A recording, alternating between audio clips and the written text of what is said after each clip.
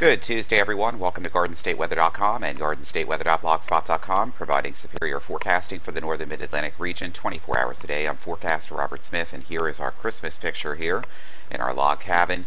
And outside that window, it looks like it's snowing with the candles in the window and the deer in the background there on the outside.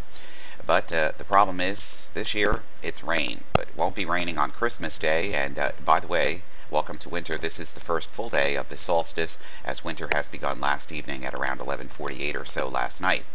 Now, this is the video forecast discussion for the 22nd of December 2015. Last evening, I started a video forecast discussion, the extended video forecast discussion on some of the things that we're looking at in the stratosphere and El Nino and where the winter pattern is heading as we head into the month of January. I was moving through the forecast pretty good. It got up to about 16 minutes long, and then I halted it as I was going to take a nap. I had a headache and got something to eat for dinner, and then by the time I cleaned up, I was just too tired to finish it. So we're going to try to go over some of those things in the video forecast discussion today.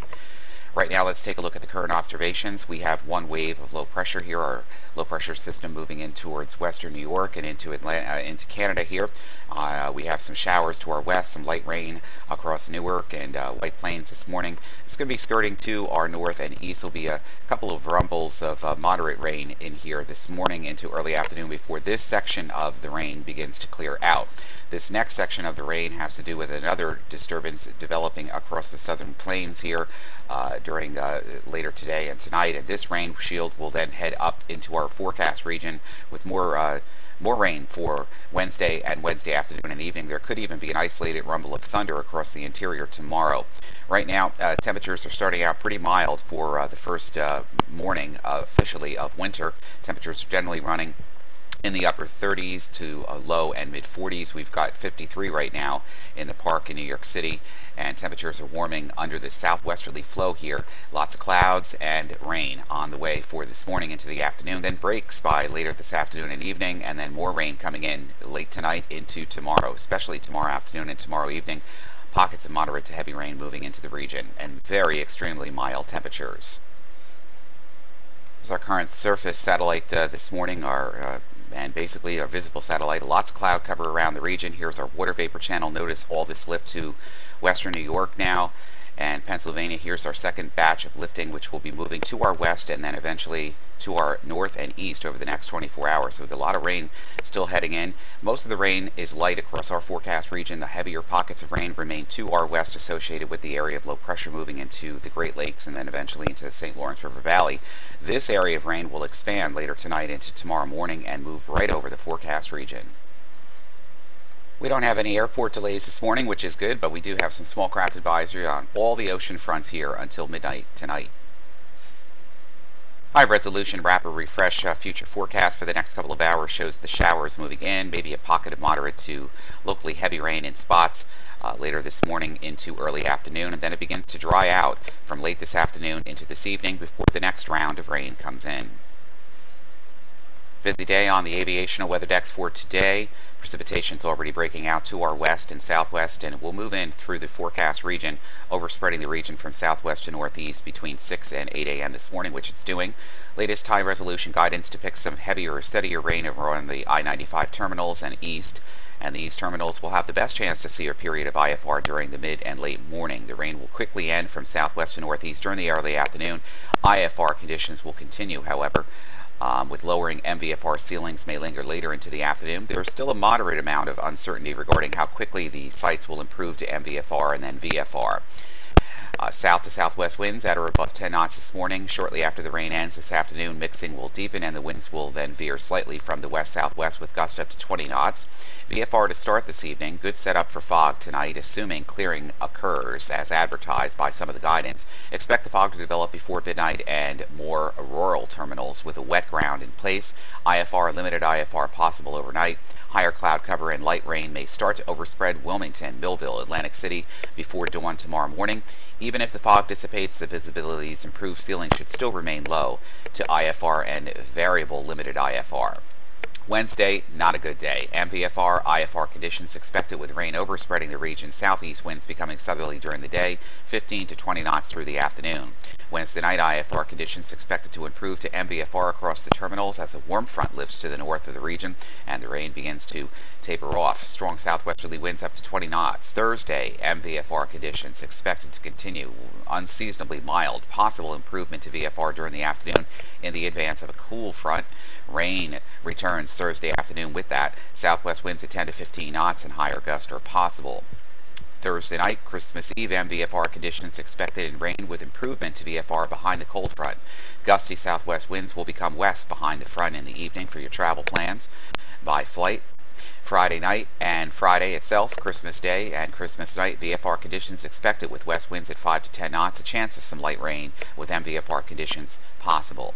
Saturday right now, MVFR conditions expected in rain as a warm front again moves through the region. Very, very busy forecast. Right now outside of Newark, 55, dew point 49, humidity 80%. The wind is out of the southeast at 5, visibility is 10, overcast at 4,000, 8,000, 10,000, and 13,000. Got rain on the way for today. Right now we're in VFR. Philadelphia's in VFR right now, 55, dew point 49, humidity 80%. Wind south at 7, visibility 10. A few clouds at 10,000, 16,000, 22,000. Rain on the way. Okay, let's start this morning with the GFS. Here's our area of low pressure moving into the St. Lawrence River Valley. Some rain around the region this morning. Won't be all that heavy, but there could be a few spots where the rain comes down just for a little while with an intensity of about 1/4 of an inch or so. This low then moves out into southern New England, deepens out here over the Canadian Maritimes here, and we get into a little dry slot here as brief, weak high pressure builds into the forecast region. But notice southwesterly flow and warm air advection. Warm front moving into the area on Wednesday, passes through Wednesday night.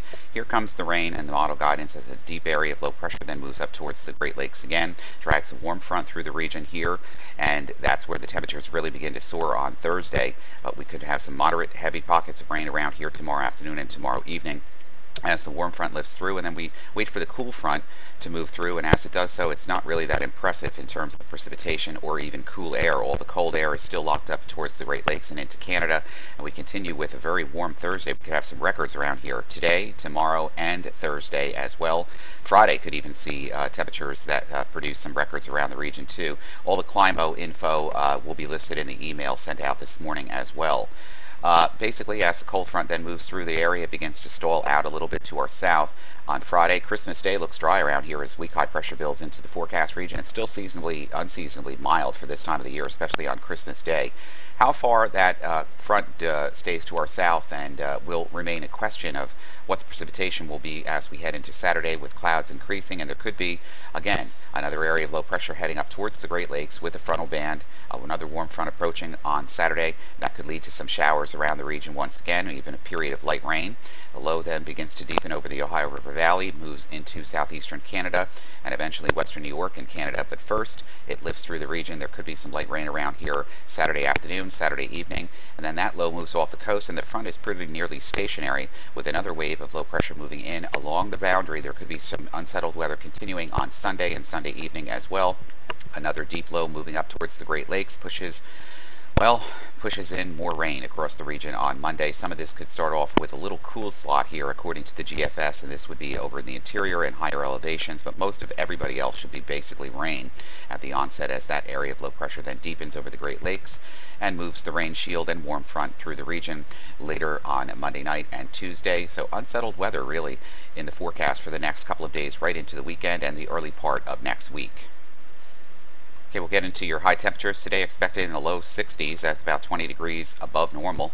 Temperatures on Wednesday, again, between the low to the mid 60s, 65 in Philadelphia. That's some 20 to 25 degrees above normal, and this is impressive. Temperatures on Christmas Eve day in the low to the mid 70s. That is about 30 degrees above normal in temperature. A lot of records going to be broken that day. Records could even be broken on Friday as temperatures continue in the low to the mid 60s across the region. Saturday, it's a little cooler, but not by much. Still above normal for this time of the year in the low to the mid 50s. As we head into Sunday right now, it looks like temperatures are still going to be in the mid to the upper 50s across the forecast region. And even on Monday, temperatures still between 50 and 51 degrees, which is still just above normal for this time of the year. Okay, well, we started to talk about yesterday in the video forecast discussion that never got released yet is the stratosphere, and we find definite warming occurring in the mid-latitudes here. Here's our polar vortex locked up just near the North Pole, and it's been increasingly trying to stretch and, kind of break up a little bit. But right now it's still in a very solid state right over the poles. The NCEP GFS 10 millibar height here, the stratosphere. Here's our warming in the mid-latitudes trying to take over here. Here's the stretching of the polar vortex over portions of Europe, stretching down towards Hudson's Bay, Canada. So it is becoming a little bit more distinguished in terms of weakening and stretching, but still all of this is showing signs that this could change over the next couple of days into the next 10-day period.